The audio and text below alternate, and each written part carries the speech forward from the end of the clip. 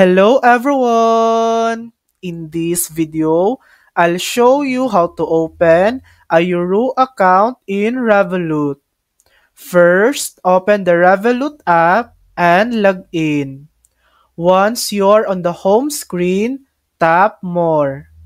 Next, select Add New Accounts.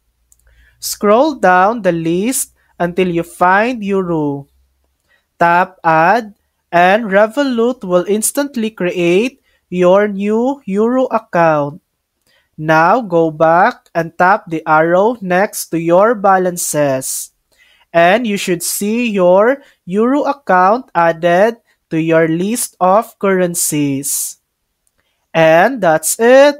Your Euro account is now ready to use. And that's how to open a Euro account in Revolut.